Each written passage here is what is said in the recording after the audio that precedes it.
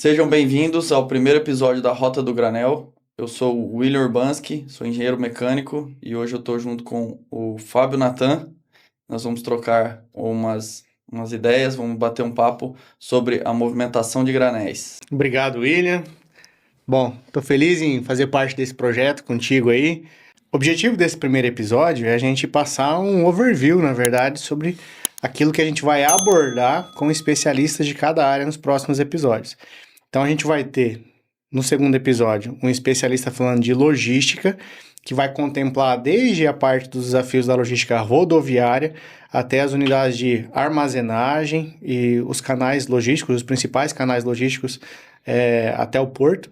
Depois a gente vai trazer no terceiro episódio um trader especialista, na verdade, na comercialização de commodities, que vai colocar a visão atual do Brasil mediante ao globo, né, a importância e cenários estratégicos aí para os próximos anos. Os desafios de mercado. Desafios de mercado, também, que são alguns.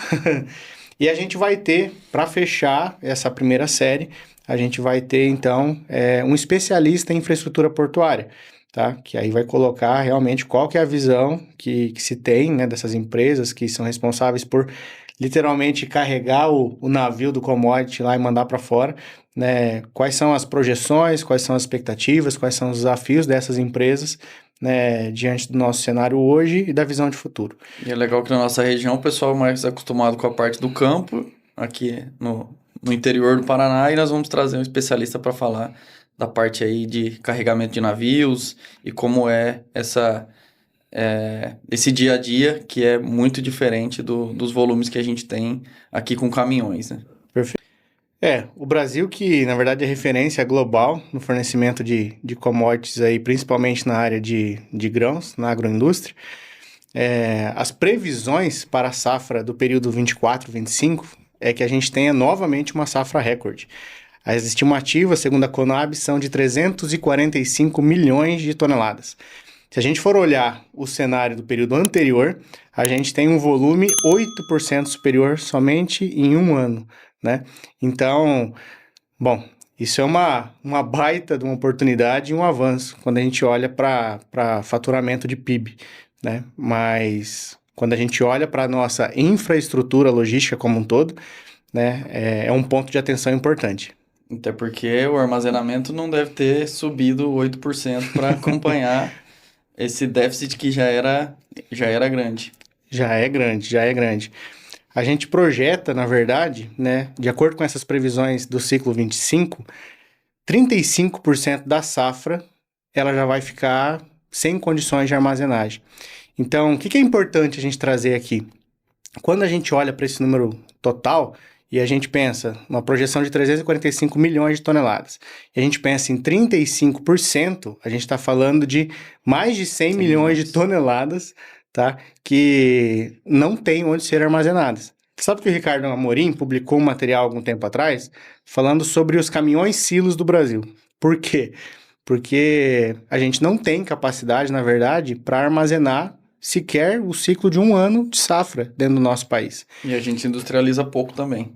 Se a gente for comparar, de acordo com os números norte-americanos, tá, a gente tem uma projeção de safra lá de 500 milhões de toneladas e a gente tem uma capacidade estática de 650 milhões de toneladas.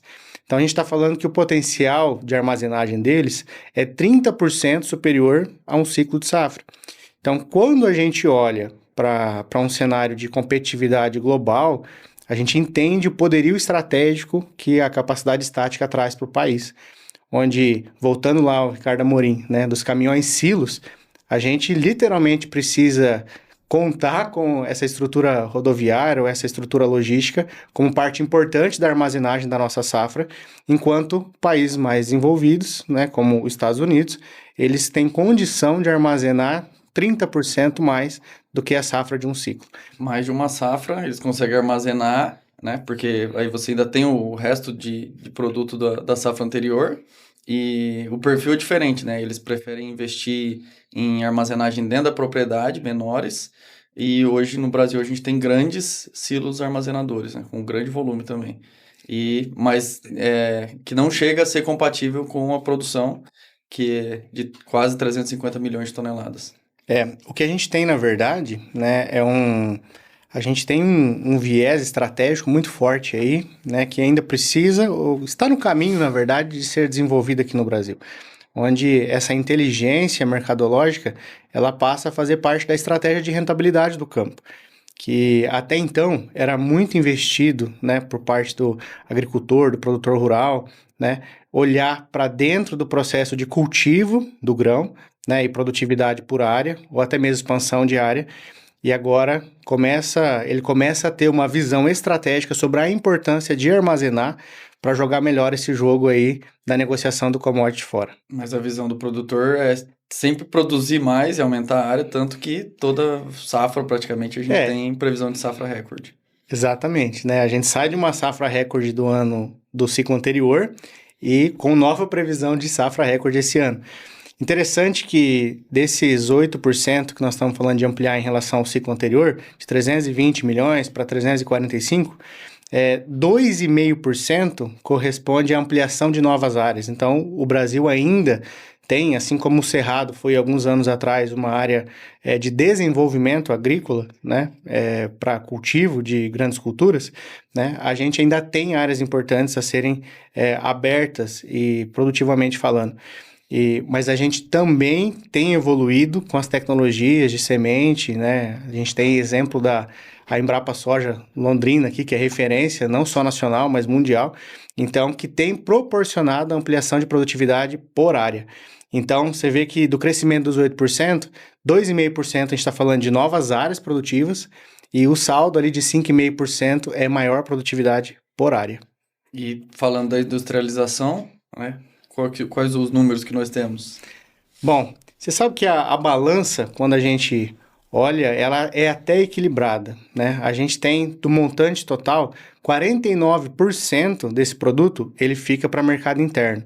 Então, se eu for pegar as duas principais commodities que movimentam esse número, a gente está falando de soja e milho, a gente está falando que 49% fica no mercado interno, para o milho, principalmente proteína animal, isso vai virar ração para bovino, suíno e aves. E a gente está falando também de mercados importantes que estão surgindo agora, como o etanol de milho, né? Um dado importante sobre o etanol de milho, que é uma realidade que é mais recente no Brasil, se a gente for olhar a quantidade de indústrias aplicadas, a gente tem nos Estados Unidos 500% mais indústrias de etanol de milho do que no Brasil.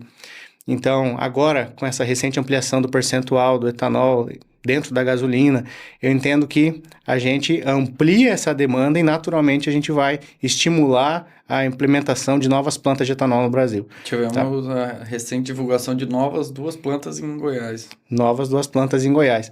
É um movimento... não tem volta, né? É um movimento importante que tem acontecido, mas... quando a gente olha para algumas referências, inclusive aqui na América do Sul, como a Argentina, a gente industrializa proporcionalmente muito menos, né?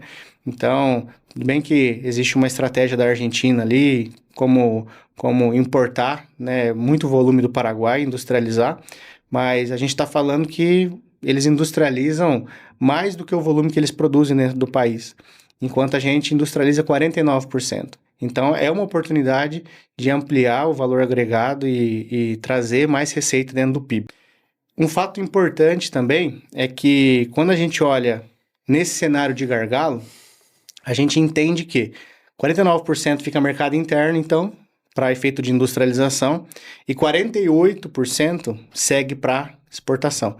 Então, se a gente olhar ali e fazer um arredondamento de 50% das 345 milhões de toneladas previstas, a gente tem um volume de produto que vai ser escoado para o porto de aproximadamente 170 milhões de toneladas, 165 milhões de toneladas. Então, é um volume muito expressivo que tem que passar pelos nossos corredores logísticos e tem que escoar por alguns portos estratégicos. E quais são os principais corredores logísticos? Hoje, a gente tem já, em maior representatividade, o Arco Norte, que na verdade é o corredor mais novo da nossa estrutura portuária nacional. E o Arco Norte, ele já movimenta praticamente 50% do volume total de produto, tá? o porto que mais movimenta, né, falando de não de corredor agora, mas falando de porto mesmo, né, é o Porto de Santos Guarujá. O Porto de Santos Guarujá, ele movimenta praticamente 50 milhões de toneladas desse montante dos 160 em um único porto. Então, é um porto extremamente estratégico. E depois a gente tem a região sul aqui, com os portos de Paranaguá, São Francisco e Rio Grande, que aí movimenta alguma coisa próxima a 30% do volume total de exportação.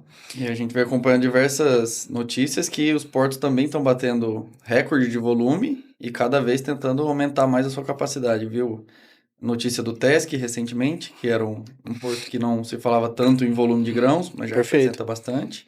E igual o Porto de Santos que você falou, que é o principal hoje exportador do Brasil. Na verdade, olhando para tudo isso que a gente está discutindo, a gente começa a entender alguns gargalos importantes dentro dessa macrologística aí, né? Porque se a gente for pegar, né, todo esse volume de safra que cresce anualmente, 8% em todo esse volume é muito representativo, simplesmente um ano.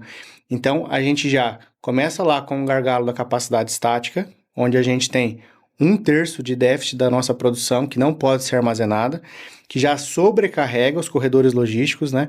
Aí eu estou falando de todos eles, estou falando do Arco Norte, estou falando do Centro-Sul, que pega esse corredor principal, né? Rondonópolis-Santos, e estou falando do Sul.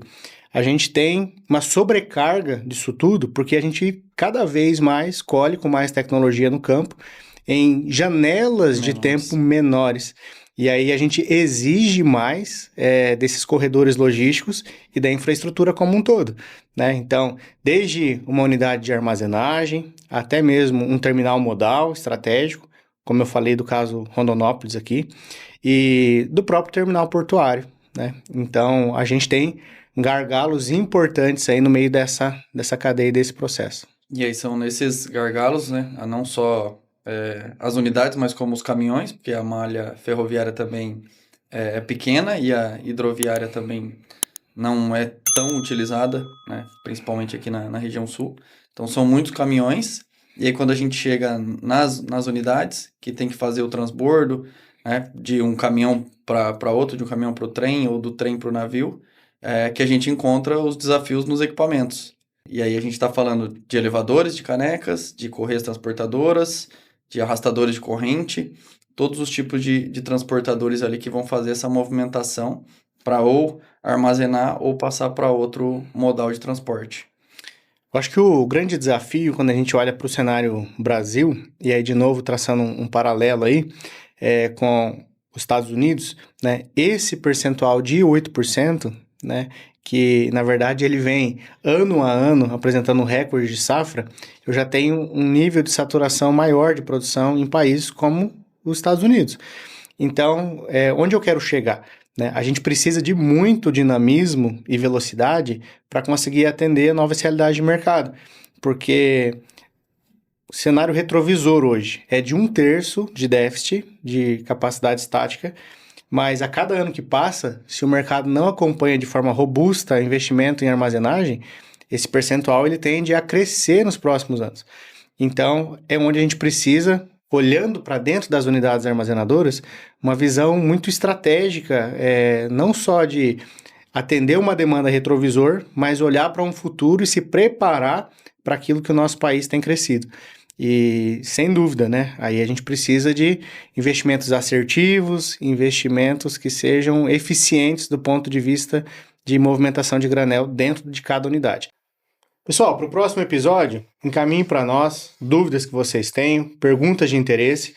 Como o William colocou, a gente vai ter especialistas de algumas áreas aqui. O próximo episódio será sobre logística, mas também haverão outros sobre mercado global da commodity. E o último, falando sobre infraestrutura portuária. Se você tem interesse em algum desses temas, mande sua pergunta para nós e a gente vai seguramente buscar trazer conhecimento e informação para você. Obrigado, Fábio Natan, e nos vemos no próximo episódio da Rota do Granel.